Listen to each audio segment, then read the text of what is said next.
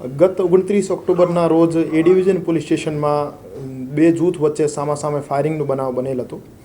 આ બનાવને ધ્યાને લઈ માનનીય સીપી સર બ્રજેશકુમાર જાસર અને માનનીય additional CP sir Mahendra Bagadia sir દ્વારા શહેરમાં સંગઠિત ગુના આચરતી ટોળકીઓ વિરુદ્ધ કડક કાયદાકીય પગલાં લેવા માટે ક્રાઇમ બ્રાન્ચને સૂચના આપવામાં આવેલ હતી. આ સૂચનાના અનુપાલનના ભાગરૂપે ક્રાઇમ બ્રાન્ચના એસીપી શ્રી ભરત બસિયા સાહેબ, પીઆઈ શ્રી મેહુલ ગોંડલિયા સાહેબ, પીઆઈ શ્રી ડામોર સાહેબ, પીઆઈ શ્રી જાદવ સાહેબ અને પીએસઆઈ શ્રી સીબી જાડેજા સાહેબ દ્વારા દિવસ રાત્રે મહેનત કરી આજરોજ ડીસીબી પોલીસ સ્ટેશનમાં રાજકોટ શહેરમાં છેલ્લા ઘણા વર્ષોથી સંગઠિત ગુના આચરતી ટોળકી જેનું નામ પેંડા ગેંગ છે.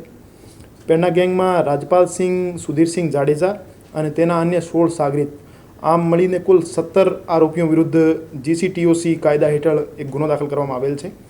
આ ગેંગ વિરુદ્ધ રાજકોટ શહેરમાં, રાજકોટ ગ્રામ્યમાં, મહેસાણા અને જામનગરમાં છેલ્લા 10 વર્ષમાં કુલ 71 જેવા ગંભીર ગુના દાખલ થયેલા છે, જેમાં પ્રોહિબિશન, જુગાર, ચોરી જેવા ગુના ધ્યાને લીધેલ નથી. 71 ગંભીર પ્રકારના ગુના છે, જેમાં ખૂન અને ખૂનની કોશિશના 7, મારામારી અને રાયોટિંગના 29, છેડતી અને બળાત્કારના 7, હથિયાર ધારાના 5 અને બાકી એનડીપીએસ, લૂંટ, અપહરણ, ધમકી અને મિલકત સંબંધી ગુના છે. 17 આરોપીઓ પૈકી 11 આરોપી વિવિધ ગુનાઓના કામે ઓલરેડી જ્યુડિશિયલ કસ્ટડીમાં છે અને 4 આરોપી ક્રાઇમ બ્રાન્ચના કબજામાં છે અને 2 આરોપી હાલ ફરાર છે.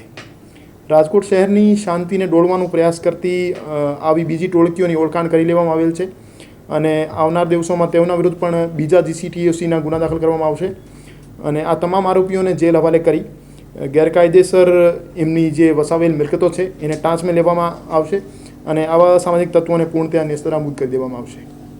સાહેબ, પ્રથમ વખત કે આશરો દેનાર પણ ગુચ્છી લોકમાં સામેલ થશે? આશરો દેનાર આરોપી જે છે એ ડિવિઝનના ગુનાના કામે અમે એમને કસ્ટડીમાં લીધા છે, પણ જીસીટીઓસીની પરિભાષાઓ હેઠળ એમના બીજા પણ એમની સાથે કનેક્શન સામે આવશે અને છેલ્લા 10 વર્ષોમાં 2થી વધુ ગુના એમની સાથે હશે તો એને પણ આરોપી તરીકે લેવામાં આવશે.